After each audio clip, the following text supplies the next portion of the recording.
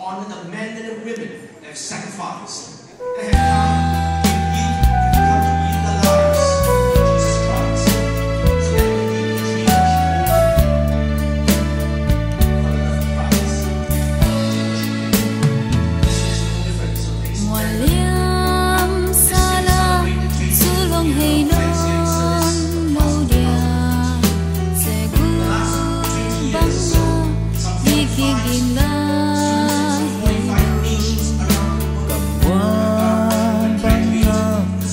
xuân kiếp biển lại đầu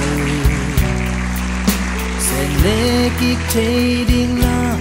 vì ngon đâu quần ba thấy lâu mọc bay xa ca hun tề bạt bay là kia thấy lên đầy ma xin mơ xem mang ngà đi khát bếp răng loam xin mò đùm la giấc cay lơ dâu ta kỳ đã kỳ chế non lâu ô toai nai tên linh tăng nai xuân đi đi hương hơi tên một bay sắc nhang đi mồ đầm lai đi tê hơn ta dây xứ adi ở bên bên kia khinh đi tuy mà xa kỳ lo kỳ thấy nó lâu đi.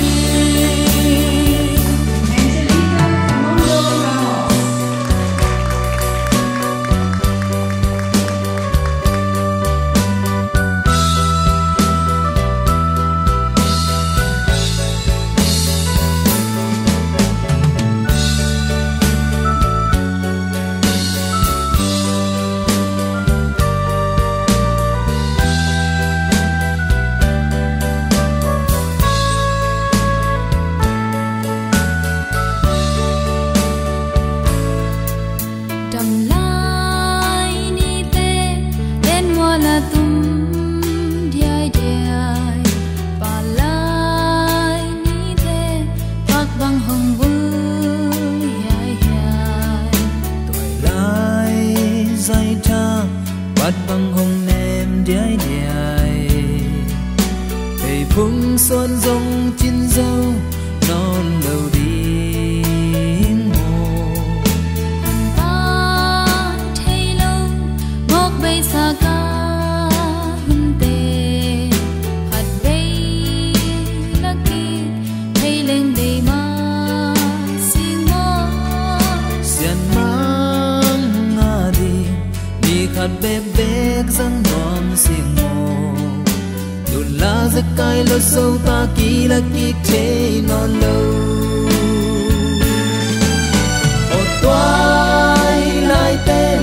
linh tăng ái xuân đi hương hơi tên mong bay sáng nhang đi mồ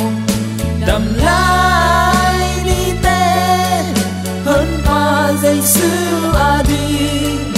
à vết pin kia khinh đi tuy mà xa kỳ lo kỳ thấy nó lâu hi ô toai lại tên linh tăng ái xuân đi